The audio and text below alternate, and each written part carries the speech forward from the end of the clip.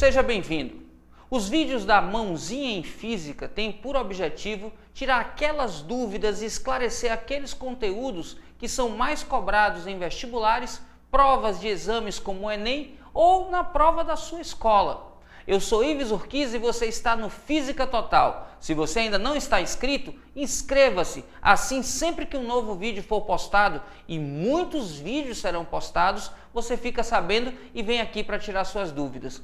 Vamos juntos, fera! Acompanhe essa mãozinha. Olha aí, fera, transformação isocórica. Iso, a gente já sabe que quer dizer igual.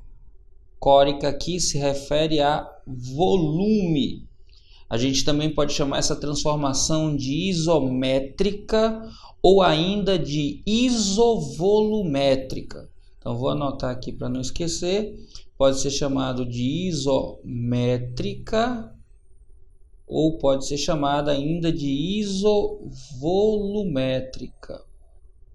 Isso porque ela ocorre com volume constante. Então, a transformação isocórica é aquela que acontece com volume constante. Então, muita atenção e cuidado. Coros aqui está como volume. Então, isocórica é aquela transformação em que o volume é mantido constante. Normalmente nos problemas ou diz diretamente que o volume é constante ou diz que o recipiente é rígido. Dizer que o recipiente é rígido é dizer que o volume não muda. Então o volume no final é igual ao volume inicial. No início do processo e no final do processo, os volumes valem a mesma coisa. Ora, como o volume é constante, a pressão e a temperatura variam de forma diretamente proporcional. Quando você aumenta a temperatura, você aumenta a agitação das partículas, que em média vão colidir mais vezes com as paredes do recipiente, já que não aumenta a distância dessas paredes. Aumentando o número de colisões, você aumenta a pressão. Ora, lembrando sempre que essa temperatura aqui é a temperatura absoluta. Então, quando a gente falar que a pressão é proporcional à temperatura, é proporcional à temperatura absoluta. A temperatura aqui está em Kelvin. E quando a gente fala em transformação isocórica, se a pressão é diretamente proporcional à temperatura absoluta, a razão entre a pressão e temperatura absoluta é constante. Anote isso aí, que isso é importante. As representações em diagramas dependem das grandezas que estão relacionadas. A gente pode relacionar aqui pressão e volume, a gente pode relacionar pressão e temperatura absoluta, e a gente pode relacionar volume e temperatura absoluta.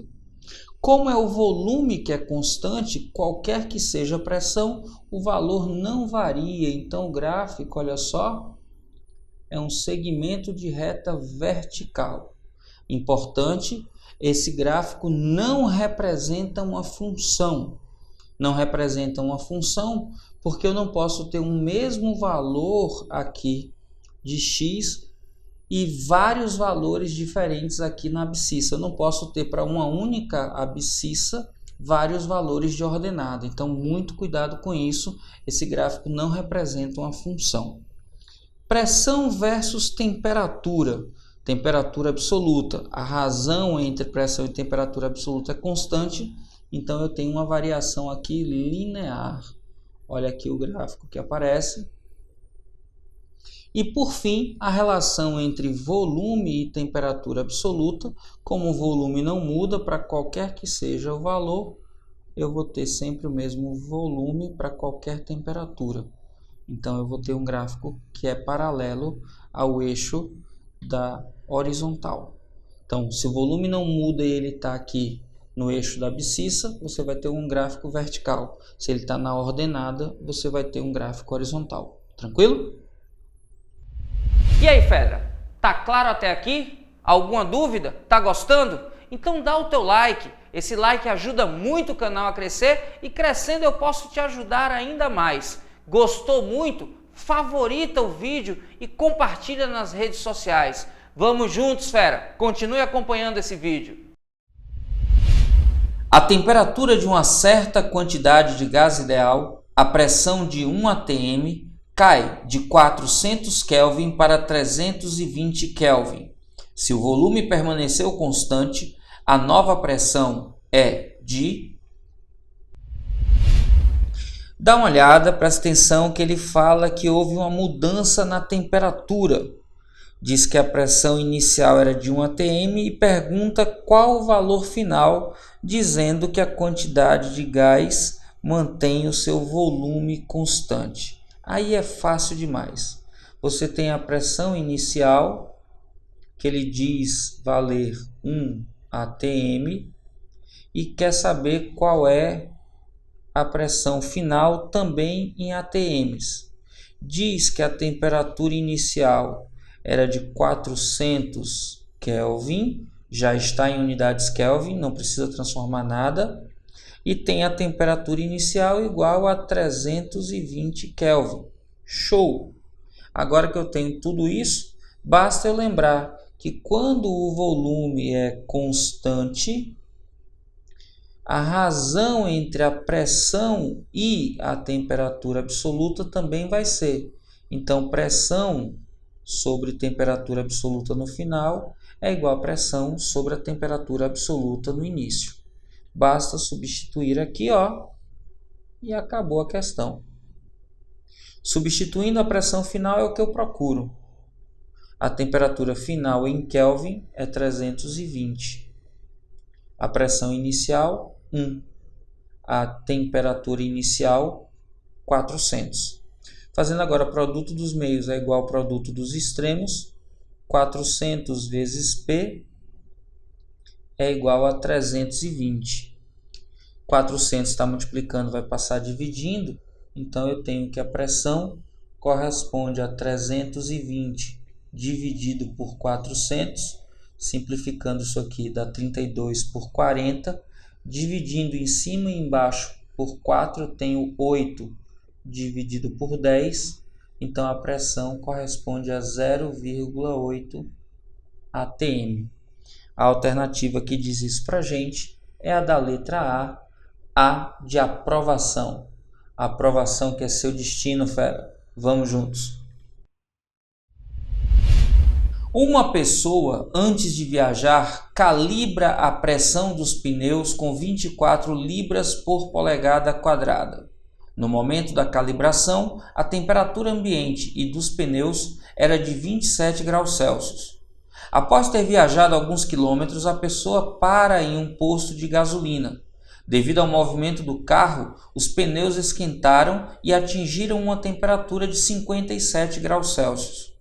A pessoa resolve conferir a pressão dos pneus. Considere que o ar dentro dos pneus é um gás ideal e que o medidor do posto na estrada esteja calibrado com o medidor inicial. Considere também que o volume dos pneus permaneceu o mesmo. A pessoa medirá uma pressão de... Olha aí, fera, mais uma questão que basta listar os dados. Ele fala que o pneu tem uma pressão inicial que foi calibrado na pressão de 24 libras por polegada quadrada. Diz que ele foi calibrado numa temperatura inicial de 27 graus Celsius. Fala sério, né? Não é possível que depois de eu falar tantas vezes você ainda caia numa casca de banana boba dessas. Sempre que falar de temperatura, você deve lembrar de transformar para Kelvin. Basta somar 273 e escrever aqui 300 Kelvin. Temperatura final, ele diz que depois de rodar com o carro, ele termina com o ar dentro dos pneus a 57 graus Celsius. De novo, é só você acrescentar 273, aí você tem aqui 330 Kelvin. Ele pergunta quanto é a pressão final e ele diz que é para considerar que o volume dos pneus não se altera. Então a gente tem uma transformação isovolumétrica, ou ainda isométrica ou isocórica. A gente já sabe que quando o volume é constante, a pressão e a temperatura são diretamente proporcionais. Então basta escrever pressão final está para a temperatura absoluta, sempre na escala Kelvin, final, assim como pressão inicial está para a temperatura absoluta inicial. Substituindo os valores, a pressão final é o que eu quero, a temperatura final é 330. A pressão inicial é 24 e a temperatura inicial é 300. Como que eu quero é o valor de P, esse 330 que está dividindo, mudando de membro, vai ficar multiplicando. E eu vou ter então que P é igual a 330 vezes 24 dividido por 300. P vai ser igual... Perceba que eu posso simplificar aqui 0 com 0 e eu tenho 33 dividido por 30. 33 dividido por 30 dá 1,1. Então eu fico com 1,1 vezes 24. Confere aí, faz esse cálculo. Você vai achar 26,4 libra por polegada quadrado. A alternativa que diz isso para a gente é a da letra B. B de boazinha, tranquila, muito simples, desde que você fique atento à passagem das unidades. Só isso. Um congelador doméstico, freezer, está regulado para manter a temperatura de seu interior a menos 18 graus Celsius. Sendo a temperatura ambiente igual a 27 graus Celsius, ou seja, 300 Kelvin, o congelador é aberto e, pouco depois, fechado novamente. Suponha que o freezer tenha boa vedação e que tenha ficado aberto o tempo necessário para o ar em seu interior ser trocado pelo ar ambiente. Quando a temperatura do ar no freezer voltar a atingir menos 18 graus Celsius, a pressão em seu interior será... Peraí, fera. Quem nunca passou por isso, né? Abrir a porta da geladeira, em seguida fechá-la e tentar abrir novamente e sentir dificuldades. Por que é que isso acontece? Na hora que você abre a porta da geladeira ou a porta do freezer, tem uma troca das massas de gás, a massa de ar frio que está dentro do freezer e a massa de ar quente que está fora do freezer. E aí a temperatura média dentro do freezer aumenta. Quando você fecha, o que vai acontecer é que dentro a temperatura começa a diminuir e o volume, que é a capacidade do refrigerador, não varia. Se diminui a temperatura, a pressão interna acaba diminuindo também. E tendo a pressão interna um valor menor que a pressão externa, a pressão feita pela atmosfera dificulta a abertura da porta. A gente só consegue abrir a porta porque a vedação não é perfeita e acaba tendo uma troca que permite então equilibrar as pressões depois de algum tempo. Mas sempre que você acabou de fechar a porta, você tentar abrir a porta, você vai sentir uma dificuldade por conta da diferença de pressões. Mas aí é uma diferença de pressões que acontece por uma transformação do tipo isocórica. A capacidade do congelador não muda, você tem volume constante e por conta disso a pressão e temperatura vão ser diretamente proporcionais. Quando o ar dentro começa a esfriar, diminui a pressão. Isso significa que eu posso dizer então que a pressão no final está para a temperatura absoluta no final, assim como a pressão inicial está para a temperatura inicial. Lembrando que essas temperaturas precisam sempre estar em Kelvin. Então, muito cuidado, porque como você vê no texto, as temperaturas estão dadas em Celsius. A pressão final não sei quanto é. A temperatura final eu sei que é menos 18. só que é menos 18 graus Celsius. Então eu vou somar aqui 273. A pressão inicial eu não sei quanto é, mas eu sei que é atmosférica. Então vou colocar aqui PATM. E a temperatura inicial era 27 graus Celsius, que ele já fez a gentileza de dizer para a gente que é 300 Kelvin. Ora, fazendo produto dos meios é igual ao produto dos extremos, a gente vai ter que 300 vezes a nova pressão dentro do congelador vai ser igual a menos 18 mais 273 dá 255. Isso vezes a pressão atmosférica. Logo, a pressão final vai ser 255 dividido esse 300 está multiplicando, passa dividindo, vezes a pressão atmosférica. Confere essa divisão aí, eu fiz aqui antes, isso dá 0,85 da pressão ATM, que é a pressão atmosférica. Ora, 0,85 é 85 sobre 100, que é a mesma coisa de dizer que é 85% da pressão atmosférica. Então, quando você deixa essa troca de ar acontecer, você diminui a pressão interna para 85% da pressão atmosférica. Qual é a alternativa que diz isso para a gente? A da letra D. E aí, fera, tranquilo até aqui? Conseguiu entender o vídeo todo? Já deu o seu like? Não? Poxa, fera, dá aquele like, isso dá para reforçar aqui o canal. Se gostou muito, compartilha esse vídeo com teus amigos e chama ele para o canal. Lembra, a gente vai estar sempre cheio de vídeos novos aqui para ajudar você em sua preparação.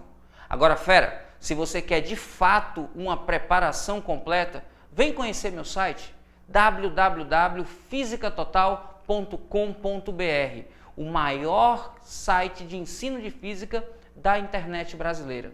Lá você vai ter, além de 400 vídeos com aulas cobrindo todo o conteúdo de qualquer vestibular ou Enem, ainda mais de 1000 exercícios resolvidos, listas semanais que tem roteiro de estudos, que tem material com resumo, questões de aplicação e exercícios exclusivos com a mesma metodologia utilizada no Enem.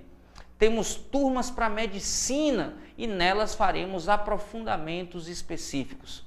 Fera, é o maior canal e o maior site de ensino de física da internet brasileira. Só está faltando você lá. Vamos juntos, fera. Esse é seu ano. Lembre que você pode.